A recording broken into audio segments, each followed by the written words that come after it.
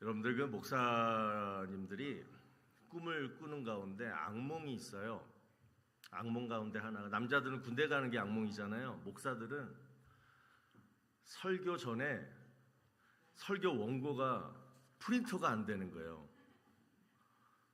그게 악몽인데 오늘 그 악몽이 제가 현실이 됐습니다. 들어오기 1분 전에 프린터가 돼가지고, 아니 평생 제 컴퓨터, 제 사무실 컴퓨터 이상이 없는데 오늘따라 프린터가 안 돼요. 불이 났게 교회 사무실에 가는데 교회 사무실 프린터도 갑자기 안 되는 거예요. 근데 오늘 또 제가요 여유를 부렸어요. 오늘 아침에 충분히 묵상하고 와가지고 오늘 또 내려가가지고 지난주에 저기 PJ 다녀오신 우리 오봉근 집사님하고 내가 한 30-40분 동안 또 밑에서 막 떠들다가 오늘따라 한 15분 전쯤 돼가지고 프린터를 딱 하는데 안 된 거예요. 제가 막 지나가는데 제가 지나갈 때 막 인사했던 성도님들 시험 들지 마세요. 제가 막 정신이 없어가지고 그랬습니다. 다행히 프린터가 됐는데, 근데 제가 참 이상해요. 이건 뭐 신비스럽게 듣지 마시고, 부흥 집회랑 그다음에 이 성령 강림주일 매년은 아닌데 가끔 꼭 이래요. 뭐 음향이 고장 났다든가 뭐 프로젝트가 뭐 그래요. 참 제가 참 이상하다. 아무튼 오늘 여러분 이러한 일이 있었습니다. 그래서 설교가 더욱더 은혜가 될 줄로 믿습니다. 시오노 나나미의 그 로마인 이야기라는 책에 보면요 아주 흥미로운 얘기가 나오는데 한번 들어보세요. 이집트는 거대한 피라미드와 스핑크스를 세우는데 엄청난 힘을 쏟아부었고, 반면 로마는 길을 만드는 데 집중했다. 그래서 결국 로마가 세계를 지배하게 되었다. 아주 유명한 얘기입니다. 그러니까 길이 생기면 사람과 사람, 또 나라와 나라, 또 문화와 문화가 서로 연결이 되기 때문에 이렇게 세계를 지배하는데 굉장히 효과적이었다는 거예요. 자, 여러분, 예수님이 이 땅에 오셔서 우리에게 베푸신 가장 큰 업적이 뭘까요? 내가 곧 길이요. 길을 만들어 주셨어요. 친히. 그러니까 죄 때문에, 우리의 죄 때문에 막혀버린 하나님과 나와의 그 길, 그 새로운 길을 예수님이 만들어 주셨어요. 또 예수님 안에서 또 서로 이렇게 사랑하라고 이렇게 사람과 사람 그 사이의 길도 예수님께서 만들어 주셨어요. 그런데 예수님이 만들어 주신 그 길을 우리가 사용하지 않으면 어떻게 될까요? 길에는 자풀이 막 자라죠. 그러다가 보면 결국은 뭐예요? 길이 또 막히게 됩니다. 여러분, 하나님과의 관계도 마찬가지예요. 우리가 기도하지 않고 또 말씀 읽지 않고 또 예배도 안 드리고 그러면요 이게 하나님과 이렇게 소통하는 그러한 길이 그냥 막혀버려요. 또 사람과의 관계도 마찬가지입니다.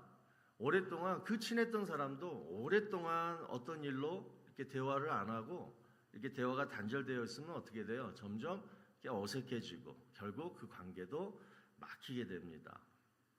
자, 갈라디아서 5장 1절을 보시면 바울이 말하는 거가 바로 이거예요. 한번 보세요. 그리스도께서 우리를 자유롭게 하려고 자유를 주셨으니 그러므로 굳건하게 서서 다시는 종의 멍에를 매지 말라. 예수님께서 길을 확 열어 놓으셨는데 사람들이 그 길을 다시 막아버리려고 한다는 거예요. 그 대표적인 것이 뭐냐? 바로 율법주의라는 것입니다. 여러분, 예수님께서 왜 십자가에 달려 돌아가셨습니까? 우리를 구원하시기 위해서였습니다. 그런데 바울은 여기서 구원이라는 말 대신에 자유라는 단어를 사용해요. 그리스도께서 우리를 자유롭게 하려고 자유를 주셨으니. 왜 자유라는 단어를 사용했을까? 구원이란 바로 죄와 사망과 심판과 두려움으로부터의 해방을 말하기 때문에 그렇다라는 거예요. 여러분, 우리는 죄의 종이었습니다. 그러다가 예수님이 그 죄를 다 용서해 주셨기 때문에, 다 없애 주셨기 때문에 이제 더 이상 우리 뭐예요? 죄의 종이 아닙니다. 그래서 죽어서 지옥 갈 걱정도 없고 사망 또 심판, 그러한 두려움 이런 거로부터 다 해방된 뭐예요? 그냥 자유자가 되었어요. 그런데 문제는 우리가 다시 스스로 그 죄의 종이 되어서 그 죄의 종의 멍에를 메고 다시 그냥 죄의 종이 되려고 한다라는 거예요. 자, 그러면 바울이 말하는 우리가 자꾸만 스스로 죄의 멍에를 메려고 하는 이 율법주의가 뭐냐? 결론은 뭐냐? 예수님만으로는 부족하다 이겁니다. 그래도 내가 뭔가를 해야지 구원받는 거지, 어떻게 예수님이 십자가에 달려 돌아가셨다고 그것만 믿는다고 어떻게 구원받을 수 있느냐. 그래서 그들이 주장하는 게 뭐야? 일주일에 몇 번 금식해야 되고 또 착한 일 또 많이 해야 되고 죄 안 져야 되고 또 성경에 기록된 율법들 다 지켜야 되고, 그래서 사람들로부터, 하나님은 안중에 없어요. 사람들로부터 야, 저 사람 훌륭하다, 저 사람 믿음 있어 보인다, 이러한 인정과 존경을 받아야지 그 사람이 구원받는다는 거예요. 얼마나 외식적입니까? 얼마나 형식적입니까? 여러분 한번 생각해 봐요. 제가 한번 그런 상상을 해봤어요. 만약에 우리 교회가 이 율법주의대로 신앙생활을 하려고 한다라면 어떻게 될까? 한 10시 50분쯤 돼가지고 장로님들이 앞에 쫙 나오셔가지고 이번 주에 금식한 사람 앞으로. 자, 이번 주 착한 일 한 3번 이상 한 사람 자, 앞으로. 또 뭐 율법 잘 지킨 사람들만 다 요 앞으로 쫙 이쪽으로 앉고 나머지들은 다 저 뒤쪽으로 다 서 계세요. 그리고 여러분 예배 딱 드리면 그 예배 분위기가 어떨까요? 앉아있는 사람들은 막 그냥 고개를 들고 막 바리새인처럼 의로운 척 막 그냥 그러고 있을 테고, 또 그 가운데는 또 거짓말로 착한 일도 안 했으면서 착한 일 했다고 와가지고 여기 앉아있는 사람들도 있을 테고, 그리고 저기 서 있는 사람들은 그냥 죄인 세리처럼 고개 푹 숙이고, 그게 예배가 되겠습니까? 그게 예배냐고. 율법주의가 그렇더라고요. 또 우리가 예배 드린 가운데 이러한 마음들이 사실은 조금 있다라고요. 그래서 여러분 명심하십시오. 우리가 항상 예배 드리기 전에 생각해야 할 거, 예수님이 십자가에서 딱 돌아가실 때 뭐가 찢어졌어요? 휘장이 찢어졌어요. 그래서 예수님의 십자가만 믿으면 누구든지 뭐예요? 그냥 은혜의 보좌 앞에 담대히 나아갈 수 있게 되었다. 그래서 우리는 예배 드릴 때마다 이 찬양 가사처럼 기쁨으로 드리는 거예요. 내가 지난주에 예배를 뭐 죄를 지었든 하나님 앞에 올바르게 뭐 살지 못했든 어찌됐든 뭐예요? 주의 피를 힘입어 주의 보혈의 은혜 앞에 우리가 다 앞으로 나와가지고 모든 거 다 내려놓고 뭐예요? 이 찬양 같이 하자고요. 우리 나 자유 얻었네 한번 우리 힘차게 한번 찬양해 보십시다. 박수 치면서 나 자유 얻었네, 너 자유 얻었네, 우리 자유 얻었네. 나 자유 얻었네, 너 자유 얻었네, 우리 자유 얻었네. 주 말씀하시길 죄사슬 끊겼네, 우리 자유 얻었네. 할렐루야. 나 자유 얻었네, 너 자유 얻었네, 우리 자유 얻었네. 나 구원 얻었네, 나 구원 받았네, 너 구원 받았네, 우리 구원 받았네. 나 구원 받았네, 너 구원 받았네, 우리 구원 받았네. 주 말씀하시길 죄사슬 끊겼네, 우리 구원 얻었네. 할렐루야. 나 구원 받았네, 너 구원 받았네, 우리 구원 받았네. 할렐루야. 우리의 행위든 우리의 행위랑은 아무 상관없이 오직 뭐예요? 우리 주 예수 그리스도의 은혜로 말미암아 우리는 자유자가 되었고 구원받았다는 그 사실만 가지고 주 앞에 나와서 예배 드리는 거예요. 근데 그 예배 자리에서 나는 역시 부족해, 나는 죄인이야, 저 사람들처럼 저렇게 거룩하게 살지 못해, 하나님이 이런 나를 받아주겠어, 그냥 죄진 사람처럼 진짜 하나님 얼굴을 숨어가지고 피해가지고 그냥 물러나 있으면 안 되는 거예요. 담대하게 예배 시간에는 가는 거예요. 이 율법주의가 여러분 정말 신앙의 길을 가로막는 장애물입니다. 사도 바울이 처음에 자신을 뭐라 그랬냐면요, 나는 사도 중에 가장 작은 자다. 처음에 예수님 믿고 나서 처음에 그렇게 고백하다가 나중에는 뭐라 그런 줄 알아요? 그러면 좀 신앙생활 좀 했으면 나는 사도 중에 이제 조금 큰 자가 되었다 뭐 이렇게 해야 될 거 아니에요? 그렇게 열심히 사명을 감당하셨는데, 그런데 뭐라 그래요? 나는 죄인 중에 괴순이라. 더 나쁘게 고백해요. 자, 왜 그랬을까요? 예수 믿고 더 죄를 많이 지어서가 아니에요. 맨날 성전에서 막 그냥 서가지고 나는 죄인이다 그러면서 뒤에 물러나 있었던 게 아니에요. 뭐냐면요, 예수 믿고 점점점 깊이 신앙생활 하다 보니까 뭐가 더 느껴져요? 내 연약함이 더 선명하게 막 느껴지면서 그럴수록 뭐예요? 동시에 하나님의 은혜가 더 크게 느껴지는 거예요. 그러면서 고백하는 게 이런 나를 하나님이 사랑하셨구나. 이런 나를 하나님이 선택하셨고, 이런 나를 하나님이 기다려주셨구나. 이런 나를 지금도 품어주시구나. 이 날마다의 감격이 사도 바울을 진짜 신앙인으로 바꿔줬다라는 것입니다. 여러분, 우리가 예배 시간에 회복해야 될 감격이 바로 이거예요. 나는 부족해, 나는 죄인이야, 이게 아니라 그럴수록 주 앞에 나와서 하나님의 은혜를 느끼면서 이런 나를 하나님 사랑해 주시고, 이런 나를 오늘 나를 불러주시고, 이런 나를 성가대 가운 입혀가지고 하나님 이런 아름다운 찬양 부르게 하시고, 하나님 감사합니다. 그러면서 진짜 신앙인으로 막 바뀌는 거예요. 그래서 오늘 본문을 보시면요, 24절에서 바울이 이렇게 고백합니다. 나의 생명조차 조금도 귀한 것으로 여기지 아니하노라. 이 말은 뭐냐면, 주님이 나를 위해서 죽으셨으니까 이제는 나도 주를 위해서 죽겠습니다. 여러분, 사도 바울이 어떻게 이렇게 변할 수 있었을까요?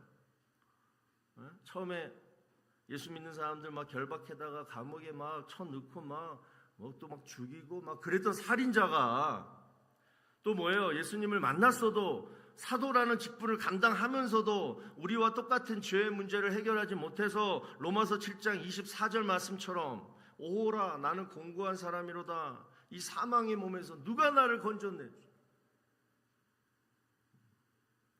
이렇게 날마다 막 그냥 죄의 문제 때문에 막 이렇게 수추럭을 했던 그러한 사도 바울이 어떻게 주님이 나를 위해 죽으셨으니 이젠 나도 주님을 위해서 죽겠습니다. 어떤 이런 믿음의 고백을 할 수 있었을까요?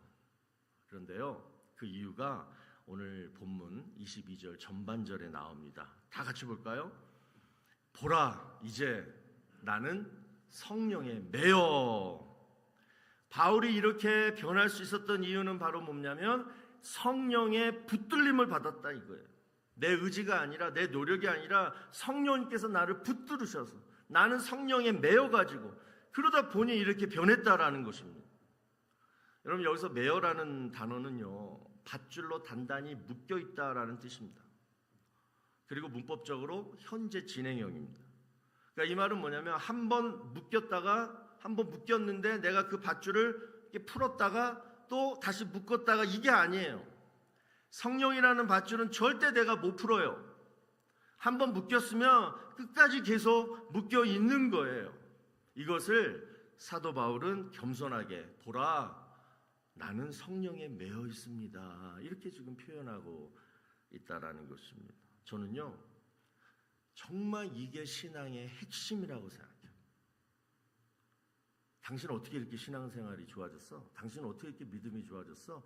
제가요 우리 교회 갔더니만 뭐 제자 훈련도 받았고요, 또 뭐 제가 성가들을 해가지고요 막 믿음이 생겼어요. No.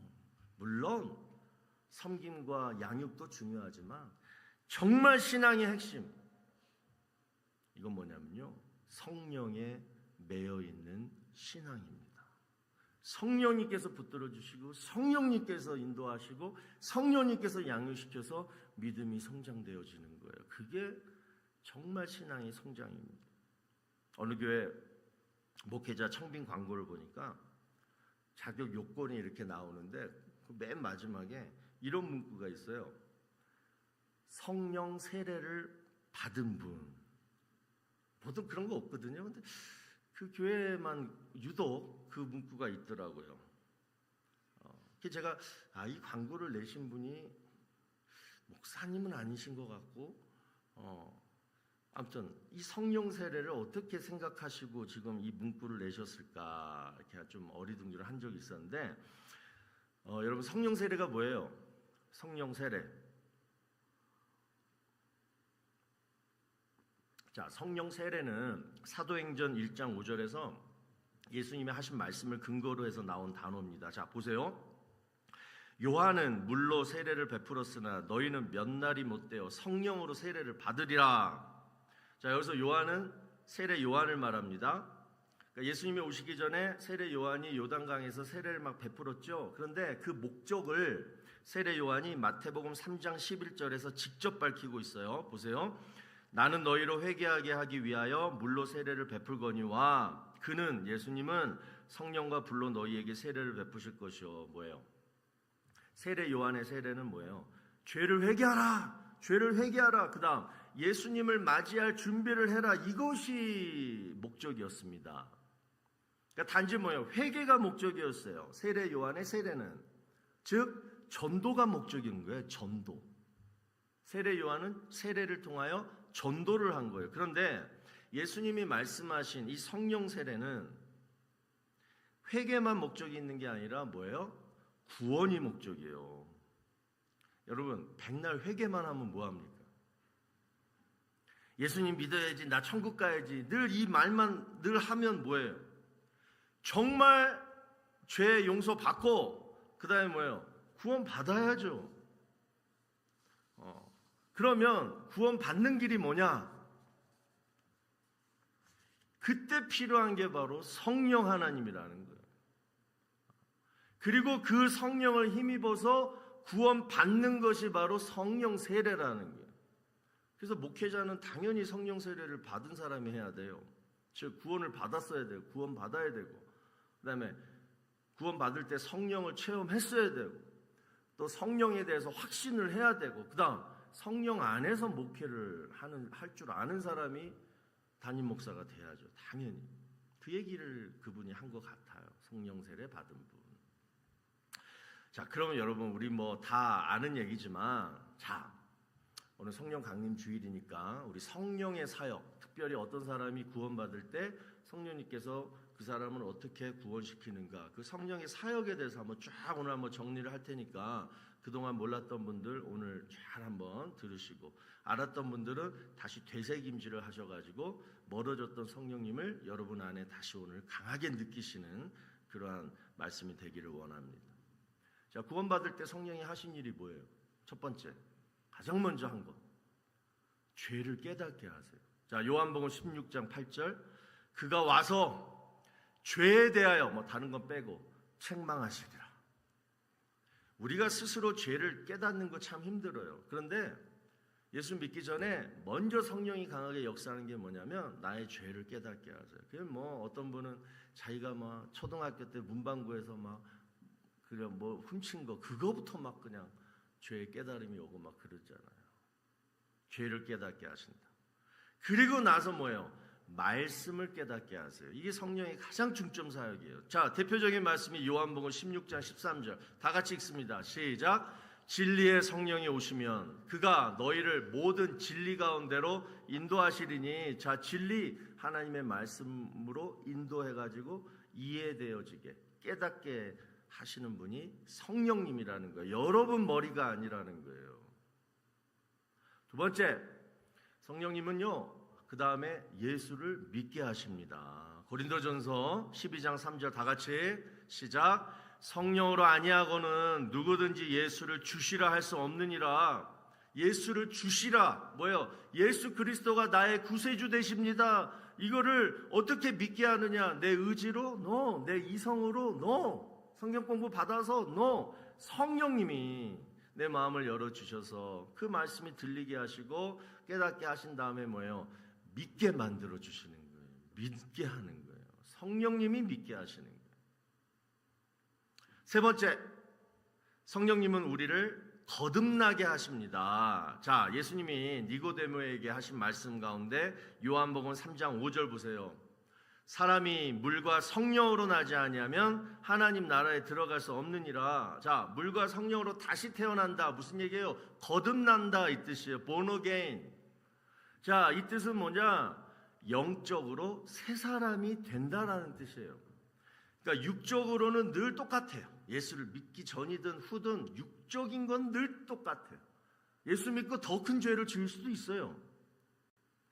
육은 똑같아요. 하지만 내 영은 새 사람이 되었다라는 거예요. 그럼 새 사람이 되었다라는 말은 뭐냐? 그전에는 아무런 생각 없이 살다가 이제는 뭐예요? 성령님이 예수 믿게 하시고 거듭나게 하시면 거듭나진 내 영이 그때부터 하나님 말씀이 들어올 때마다 순종해야지. 하나님 사랑해야지. 하나님 위해서 섬기고 봉사해야지. 생전엔 그런 마음 한 번도 안 갖다가 새로운 피조물이 되고 거듭나게 되면요, 내 안에 있는 이 영이 새로운 생각, 새로운 의지, 새로운 결단을 하게 된다라는 거예요. 이게 거듭난다라는 뜻이에요. 여러분도 그렇잖아요. 지금 영이 거듭나니까 여기 앉아 있는 거 아니에요. 그 다음 네 번째, 지금부터 하는 얘기를 잘 들으세요. 성령의 네 번째 사역은 뭐냐면 우리 안에 거하시는 거예요. 우리 안에 거하시다. 내가 구원받고 예수 믿기로 작정할 때부터 뭡니까? 성령이 내 안에 거하세요. 내 안에 거하세요.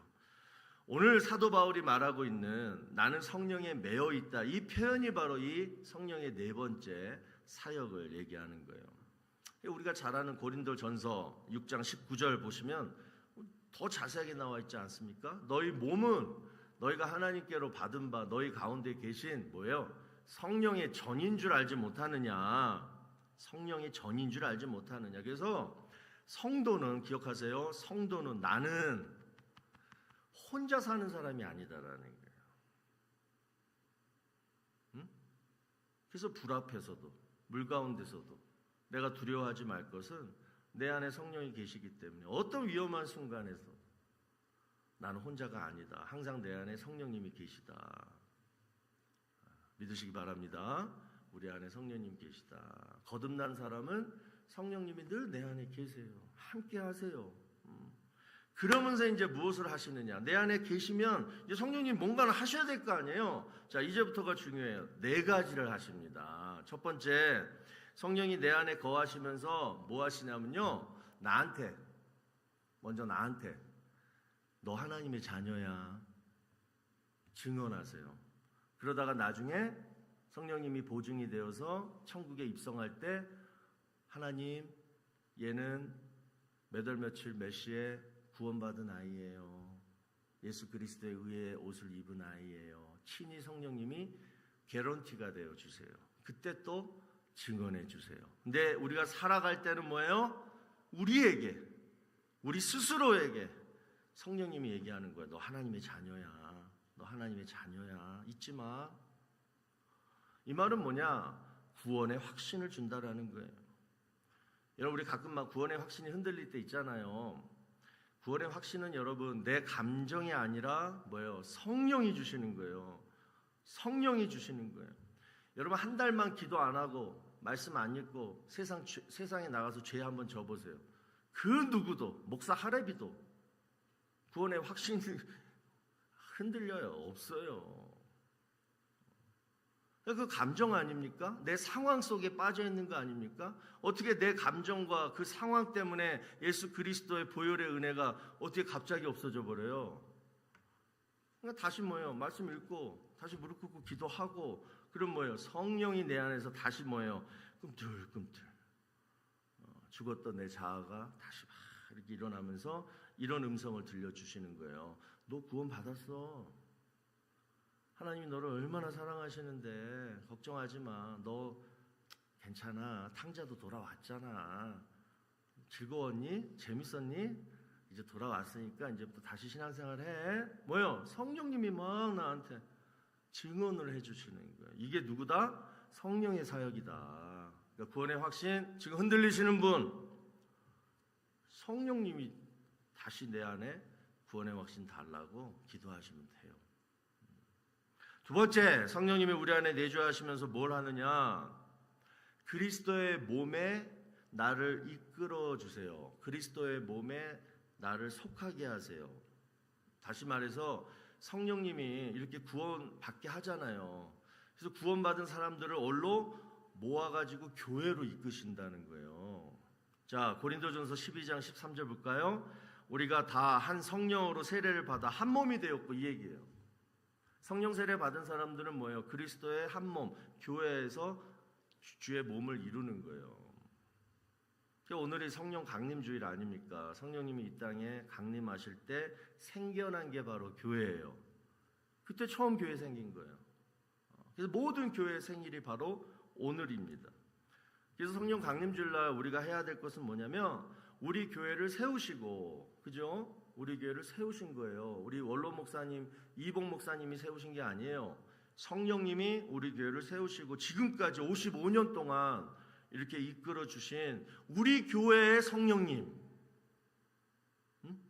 우리 교회의 성령님, 이 성령님을 내가 정말 지금 믿느냐, 인정하느냐, 우리 모두가 잘 따르고 있느냐, 이거를 돌아보면서 우리 성령님께 잘 순종하자, 이러한 새로운 결단을 오늘 성령 강림주일날 해야 한다라는 거예요. 그래서 여러분, 새가족들도 마찬가지예요. 성령님이 나를 이 교회에 이끌어 주신 거예요. 그래서 이 교회에 오면은 성령님 무서워서 교회 생활 잘 하셔야 되는 거예요. 우리 다 그렇게 시작한 사람들 아니에요? 지금까지 여러분들 다 지금 이 교회를 지키고 계시잖아요. 내 의지가 아니라 성령님이 이끌어 주셨다. 그거를 날마다 기억하시고. 세 번째, 성령님이 내 안에 내주하시면서 뭘 하시냐면 내 믿음 성장, 그 다음에 두 번째 하나님의 일을 위해서 두 가지를 주세요. 첫 번째는 성령의 열매, 두 번째는 성령의 은사를 주세요. 여러분, 성령의 열매, 뭐 사랑, 희락, 절제 막 있잖아요.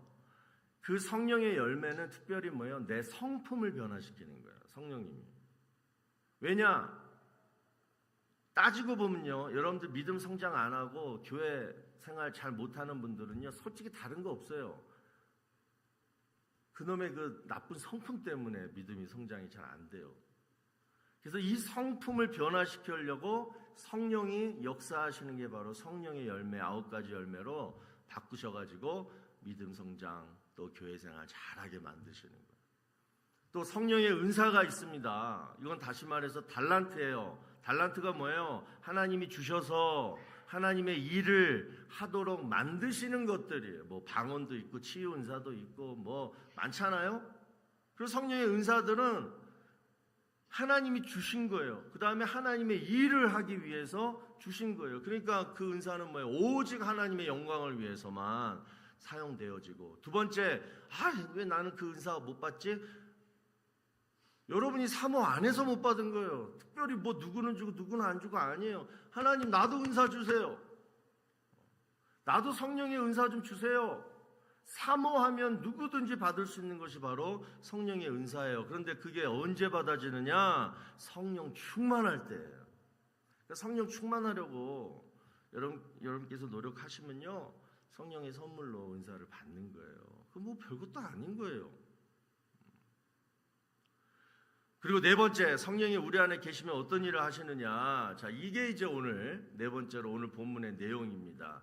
성령이 여러분 안에 거하시고 여러분이 성령님을 정말 믿으시면, 그러면 다음 두 가지를 여러분이 믿게 돼요. 자, 두 가지 현상인데, 첫 번째는 뭐냐면 갈 바를 알지 못해도 그 모르는 길을 내가 성령님 때문에 순종하게 돼요. 자, 오늘 본문 22절 볼까요? 보라, 이제 나는 성령에 매여 예루살렘으로 가는데 거기서 무슨 일을 당할는지 알지 못하노라. 자, 바울이 지금 예루살렘으로 가려고 합니다. 그런데 거기서 무슨 일을 겪을지 몰라요. 그저 성령에 매여, 다시 말해서 성령께서 이끄시는 대로 나는 순종하면서 가겠다, 이 고백을 지금 사도 바울이 하고 있습니다. 여러분, 우리는 보통 하나님께 이런 기도를 해요. 어떤 일을 결정할 때 하나님 결과를 보여주세요. 실패 안 한다는 보장만 있으면 내가 순종하겠습니다. 그거 어떻게 할 건데요?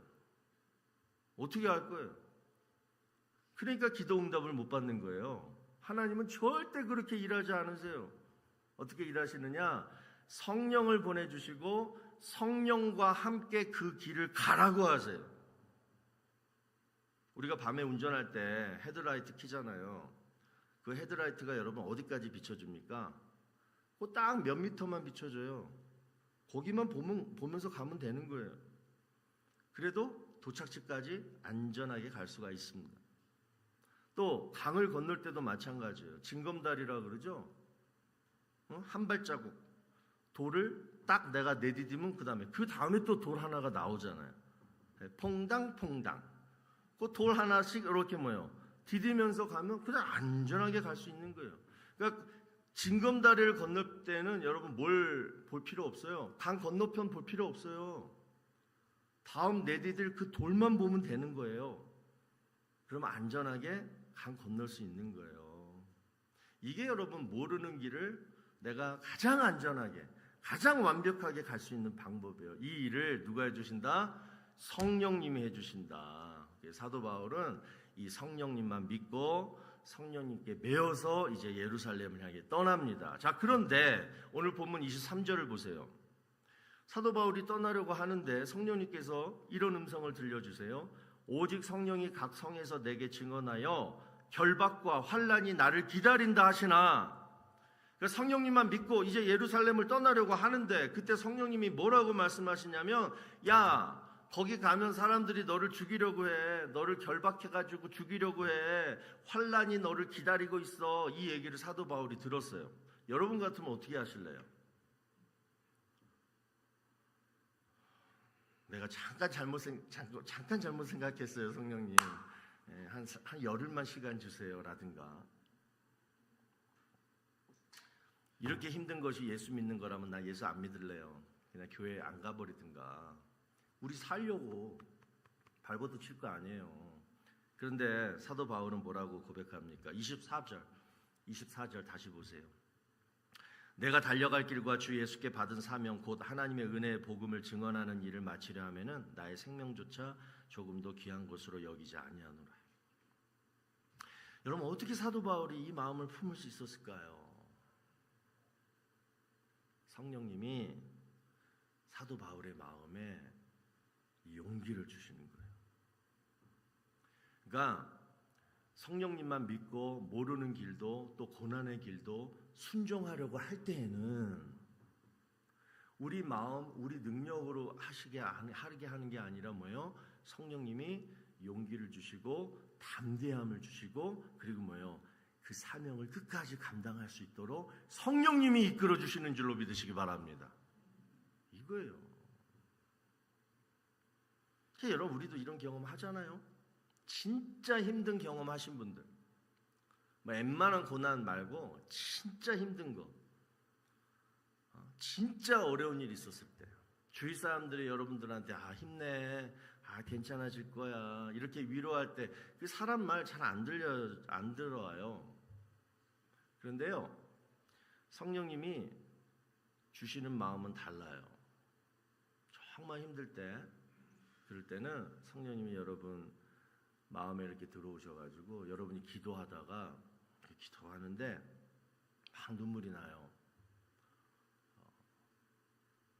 그러니까 걱정되고 두려워서 나는 눈물이 아니라 그 상황은 여전히 힘든데 하나님이 나를 너무 사랑하시는구나. 그래서 이 순간에 나와 함께 하시는구나.